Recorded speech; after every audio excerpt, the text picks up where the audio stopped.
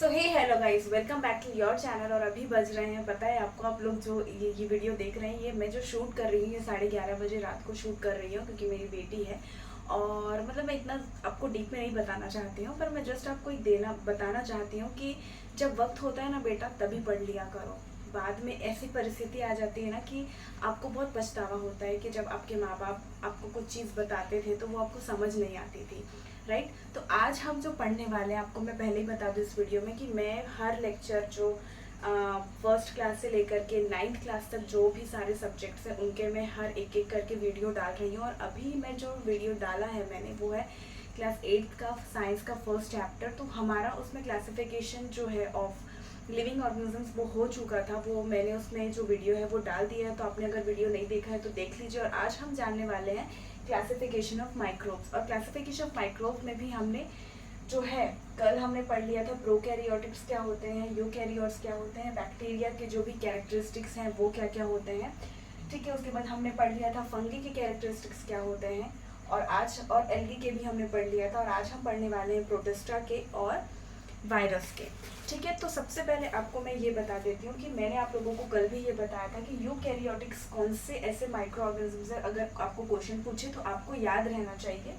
FAP, ठीक है। Eukaryotics microbes कौन से होते हैं? फंगी, F से A से algae and protista. Fungi, algae and protista. तो चलो हम थोड़ा सा बस कल का जो हमने पढ़ा हुआ है वो रिविजन कर लेते हैं कि जो बैक्टीरिया होता है, सबसे पहले मैंने आपको ये बताया था कि बैक्टीरिया जो होता है उसका जो साइज होता है वो 1 माइक्रोमीटर से लेकर के आपका 10 माइक्रोमीटर होता है, ठीक है। ये बैक्टीरिया का 1 माइक्रोमीटर से लेकर के 10 माइक्रोमीटर होता है।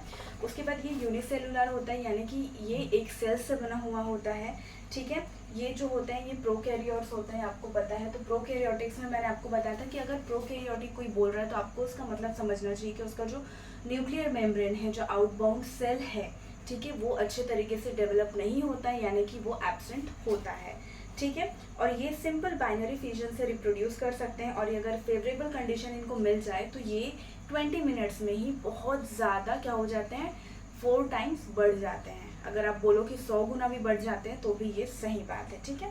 तो ये हो गया था हमारा बैक्टीरिया का, कल हमने पढ़ लिया था। उसके बाद यहाँ पे हमने पढ़ा था फंगी का।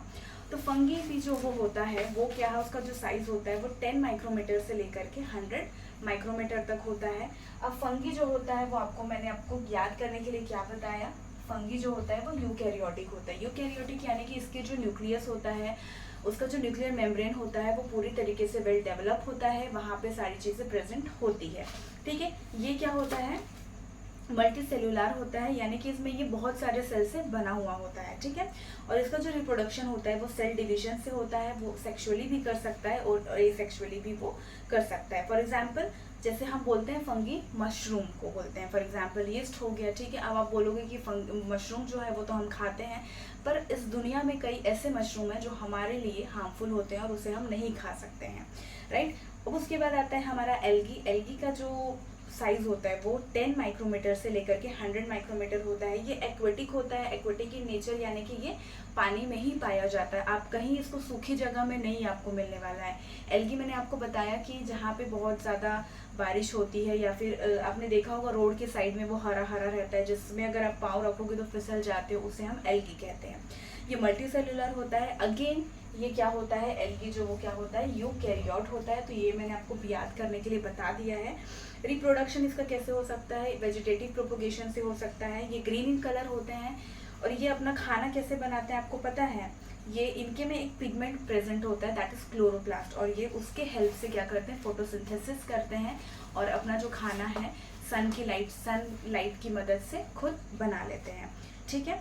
और आपको मैं ये बता दूं कि जो सिर्फ ग्रीन एल्गी ही नहीं पाई जाती है इस दुनिया में, रेड एल्गी भी होती है, ब्राउन एल्गी भी होती है, पर उसके बारे में हमें अभी नहीं पढ़ना है, ठीक है। तो आज हम पढ़ने वाले हैं प्रोटिस्टा और वायरस, ठीक है। तो हम देख लेते हैं कि प्रोटिस्टा क्या होता है और वायरस क्या होता है।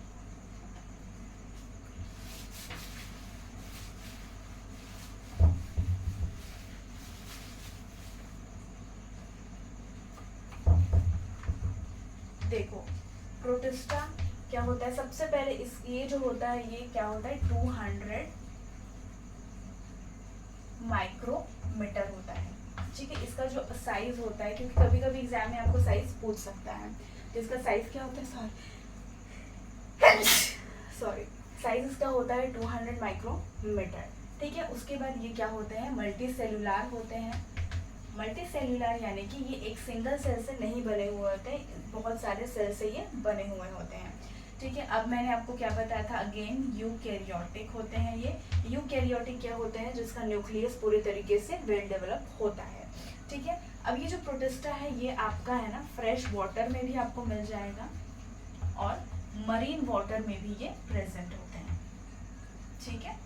उसके बाद इसका जो सेल स्ट्रक्चर होगा, ठीक है, ये प्रोटिस्टा का जो सेल स्ट्रक्चर होगा ये बहुत सारे मतलब इसमें बहुत सारी वैरायटीज होती हैं। ऐसा नहीं है कि अगर गोल सेल है तो गोल ही रहेगा, ऐसा कुछ भी नहीं है। इसमें कोई भी कैसे भी तरीके से सेल जो उनके होते हैं जो वो बने हुए होते हैं, मतलब यहाँ पे जो इनके सेल स्ट्रक्चर होते हैं वो बहुत सारे वैरायटीज में आपको देखने को मिल सकते हैं। ठीक है। फॉर एग्जाम्पल हम ले लेते हैं एमीबा।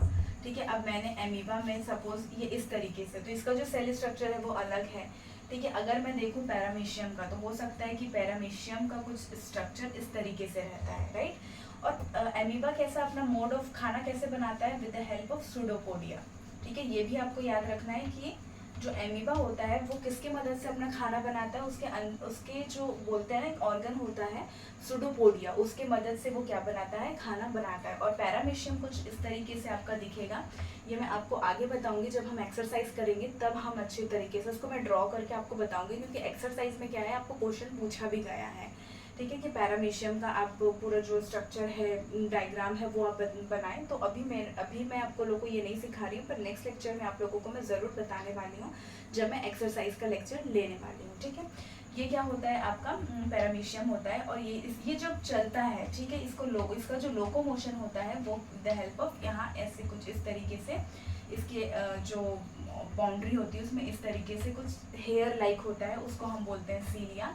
और ये जो आपका पैरामीशियम होता है ये सीलिया की मदद से क्या करता है, चलता है। जैसे होता है ना, हम बोलते हैं सांप कैसे चलता है, उसके तो पाँव नहीं है, बट कुछ ना कुछ चीज़ें उनमें भी होती है जिसकी मदद से वो चलते हैं। तो यहाँ पे जो आपका पैरामीशियम है वो कैसे चलता है, किसके मदद से चलता है, सीलिया की मदद से चलता है।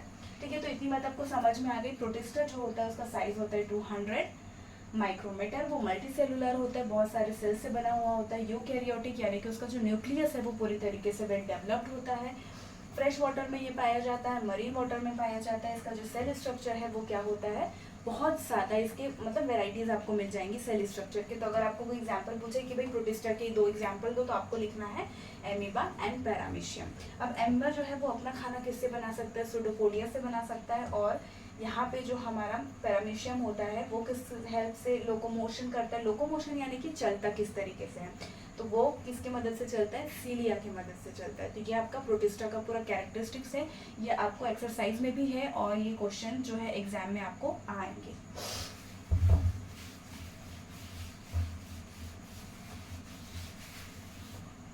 तो अब हम पढ़ लेते हैं वायरस। ठीक है। वायरस से अब मैं पहले आपको पूछती हूँ कि वायरस को क्या हम देख सकते हैं अपनी खुली आंखों से? हम नेकेड आईज से कभी भी वायरस को नहीं देख सकते। फॉर एग्जांपल अभी जो कोरोना का वायरस आया था वो बहुत ज़्यादा, देखो, सबको इतना इफेक्ट करके गया, पर दिखता बिल्कुल भी नहीं है, राइट। नेकेड आइज से आप उसको नहीं देख सकते कि हाँ ये वायरस जो है वो मेरे पास आ रहा है, हम नहीं देख सकते। इसको देखने के लिए ना आपको इलेक्ट्रॉन माइक्रोस्कोप की ज़रूरत पड़ती है। ठीक है। इसको आप अपनी खुली आंखों से नहीं देख सकते। अगर आपको इसको देखना है तो इसको हम किसकी मदद से देख सकते हैं, इलेक्ट्रॉन माइक्रोस्कोप। ठीक है। और ये जो वायरस होते हैं ये बैक्टीरिया से बहुत छोटे होते हैं, मतलब ये बहुत माइन्यूट छोटे, बहुत ज़्यादा छोटे होते हैं। ठीक है। तो आपको अगर कोई स्कूल में अगर कोई क्वेश्चन आए या फिर पूछते हैं कि भाई वायरस के बारे में बताओ, तो सबसे पहले आपको ये ध्यान में रखना है कि आप इसको खुली आंखों से नहीं देख सकते, और अगर आपको इसको देखना ही है तो आपको किसकी मदद लगेगी, इलेक्ट्रॉन माइक्रोस्कोप की। ठीक है। ये बहुत माइन्यूट होता है, यानी कि आपको ये लिखना है कि ये किससे छोटा होता है, बैक्टीरिया से बहुत ही ज़्यादा स्मॉल होता है। ठीक है। उसके बाद ये आप लिख सकते हैं कि जब हम इस वायरस की जब हम पढ़ाई करते हैं तो इसको हम क्या बोलते हैं, microbiology. Study of virus is known as microbiology.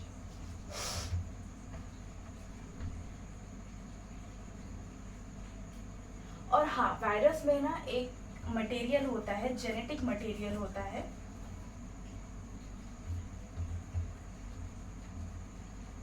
और वो जेनेटिक मटेरियल क्या होता है, हम बोलते हैं ना डीएनए और आरएनए। ठीक है, डीएनए यानी कि क्या हो जाएगा आपका डीओक्सी रिबो न्यूक्लिक एसिड, और आरएनए यहाँ हो जाएगा रीऑक्सी रिबो न्यूक्लिक एसिड। ठीक है, ये और इनमें है ना एक प्रोटेक्टिव शीट होती है जिसको हम बोलते हैं प्रोटीन। एक मतलब इनके जो भी जैसे मान के चलो ये है आरएनए और ये डीएनए है, तो इनके है ना एक प्रोटेक्टिव शीट रहती है जो कि इनको बहुत ज़्यादा क्या करती है और ये मदद करती है। और हाँ, मैं आप लोगों को ये एक बात बताना ही भूल गई कि ये जो वायरस होते हैं ये क्या होते हैं, नॉन लिविंग होते हैं, बट जब ये किसी सेल से एंटर करते हैं, सेल में एंटर करते हैं, मतलब मैंने आपको जैसे बताया कि जब वायरस आया होगा कोरोना का तो वो नॉन लिविंग थिंग होगा, बट जब वो हमारे बॉडी के अंदर आ जाता है तो वो जिंदा हो जाता है, वो लिविंग ऑर्गेनिज्म बन जाता है, और फिर वो एक से दूसरे लोगों को क्या करता है, अटैक बहुत जल्दी करता है, क्योंकि वो बहुत तेज़ी से बढ़ता है। तो क्या हो गया आपको वायरस में हमने क्या बताया पहले, तो ये क्या आपको लिखना है कि ये नॉन लिविंग थिंग है। ठीक है, ये नॉन लिविंग थिंग है, बट ये किसी के भी अगर किसी सेल में घुस जाता है, किसी भी, क्योंकि हमारी ह्यूमन बॉडी में भी सेल है, तो ये घुस जाता है तो ये बहुत नंबर से तेज़ी से क्या होता है, बढ़ता है। उसके बाद ये इसको अगर हमको वायरस को देखना है तो हम खुली आंखों से नहीं देख सकते हैं, इसको अगर हमें देखना है तो इलेक्ट्रॉन माइक्रोस्कोप से हम देख सकते हैं। ये बहुत ही माइन्यूट होता है, छोटा होता है, किससे, बैक्टीरिया से, ये आपको लिखना है। उसके बाद study of virus is known as microbiology, और इसमें आपको लिखना है कि it consist of genetic material, consist of genetic material that is DNA and RNA, आपको उसका फुल फॉर्म लिख देना है, राइट। और ये फिर हो जाएगा आपका ये। और हाँ, अगर आपको वायरस का एक एग्जांपल देना है तो अभी आप दे सकते हैं कोरोना वायरस, जो कि ह्यूमन को बहुत ज़्यादा अटैक किया। और एक आप लिख सकते हैं जो बहुत ज़्यादा पूछा जाता है आपको क्लास 8 में, वो है टोमेटो विल्ट। मतलब ये जो वायरस होते हैं ना, ये किस किस को अटैक कर सकते हैं, जो प्लांट्स होते हैं, एनिमल्स होते हैं, ह्यूमन बींग्स होते हैं, उनको ये बहुत ज़्यादा अटैक करते हैं। उसमें से टोमेटो विल्ट जो है वो क्या होता है, प्लांट्स को यानी कि पौधों को बहुत ही ज़्यादा क्या करता है, जब ये एक छोटा सा होगा अटैक करेगा तो उससे क्या होगा कि जो हमारी पूरी खेती होती है वो ख़राब हो जाती है। तो जनरली ये क्वेश्चन पूछा जाता है, टोमेटो विल्ट जो है वो प्लांट को क्या करता है, ऐसा कौन सा डिजीज़ है जो प्लांट्स को क्या करता है, ख़राब करता है। तो आपको ये वायरस का नाम आना चाहिए, टोमेटो विल्ट। ठीक है, तो आप आज हमने सब पढ़ लिया, ये चैप्टर पूरा ख़त्म हो चुका है। ठीक है, वायरस हो गया, प्रोटिस्टा हो गया, फंगी हो गया, तो आप प्लीज़ आपके घर में रिवीजन करिए।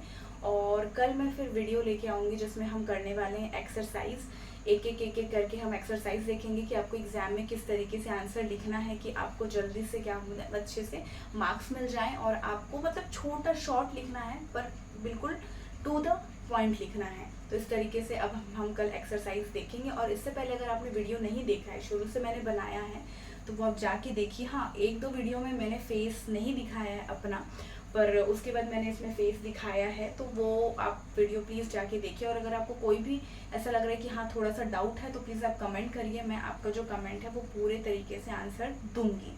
ठीक है, तो आज के लिए इतना ही, और तब तक के लिए बाय बाय। हाँ, अगर आपको इंग्लिश भी सीखनी है तो इसी चैनल पे मैं इंग्लिश के जो वीडियोस होते हैं, ग्रामर रूल्स होते हैं, इंग्लिश का जो भी 8th का आपका चैप्टर है या फिर मैथ्स का चैप्टर है, उसके वीडियोस भी मैं अलग अलग तरीके से यहाँ पे डाल रही हूँ। तो आप प्लीज़ चैनल को सब्सक्राइब करिए पूरा। मतलब आपको अगर 9th तक पूरा आपका चाहिए कि भाई संस्कृत भी मुझे आनी चाहिए, तो आप इस चैनल को सब्सक्राइब कर लीजिए, क्योंकि संस्कृत के भी जो लेसन हैं वो भी मैं आपको समझाऊंगी और यहाँ पे पढ़ाने वाली हूँ। तो तब तक के लिए बाय।